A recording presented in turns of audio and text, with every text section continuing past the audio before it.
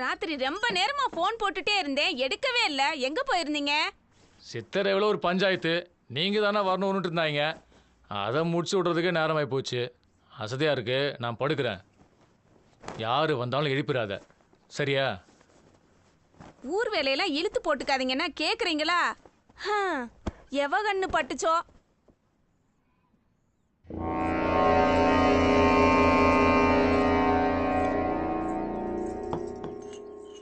ஏண்டி, எவ்வளோ வாட்டி நான் உனக்கு உதவி பண்றேன், ஒரு நாளைக்காவது என் சட்டையை நீ கேட்டு விட மாட்டியா? எப்பவும் 2 கிளாஸ் போனதுக்கு அப்புறம் தானே மலை ஏறுவீங்க. இன்னைக்கு என்ன?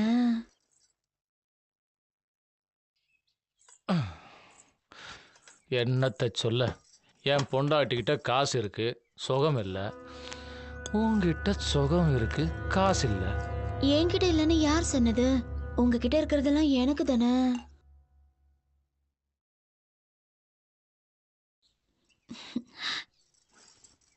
என்ன, நான் சொன்னதுக்கு பதிலையே காணோம்.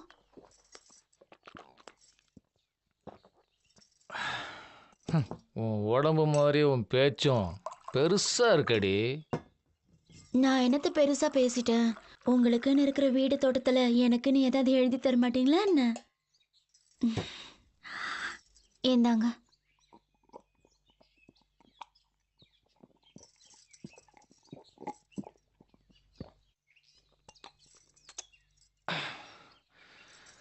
வருஷத்துக்கு 2 வப்பாட்டியை மாத்திரவண்ணா. உனக்கு முன்னாடி வந்தவளுக்கெல்லாம் கொடுத்துருந்தா இப்ப நீ என் கூட ஓசியில தான் படுத்திருக்கணும். மற்றவங்களும் நானும் ஒன்னா. உங்க சொத்தெல்லாம் ஒன்றும் வேண்டாம். பட்டி வீராம்பட்டியில் ஒரு வீடு விலைக்கு வருது. ஒரு 4 லட்சம் ரூபா தந்தீங்கன்னா என் பேர்ல பத்திரம் பண்ணிக்குவேன். படுத்தமா பரிமாணமான்னு இல்லாம இன்னைக்கு ரொம்ப பேசுறியே. முதல்ல பணம் எப்ப தருவீங்கன்னு சொல்லுங்க, அப்புறமா சோலைக்கு போலாம். என்னடி பணம் பண்ணட்டு இருக்க? இந்த மாசத்துல நமக்கு 2000 ரூபாய் அதிகம், மாசம் 10,000 ரூபாய். சந்தோஷமா?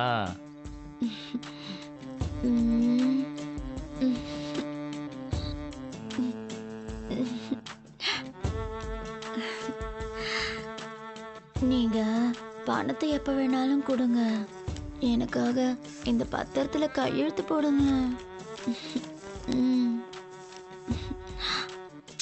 என்ன பாக்குறீங்க? போடுங்க.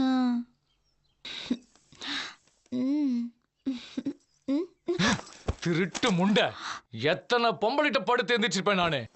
என்னையே இடப்பட்டு பாக்குறியாடி நீ? முந்தி விரிச்சவெல்லாம் பொண்டாட்டி நினைக்கிறவன் நான் கிடையாதுரி. இப்படி பொசுக்குன்னு கோவப்பட்டா எப்படி? நானும் உங்களை மாதிரி கோவப்பட்டு ஊருக்குள்ளார வந்து எதையாவது சொல்லிவிட்டேன்னா உங்களுக்கு தானே அசிங்கம். என்னடி சொன்ன? அசிங்கப்படுத்துறியா?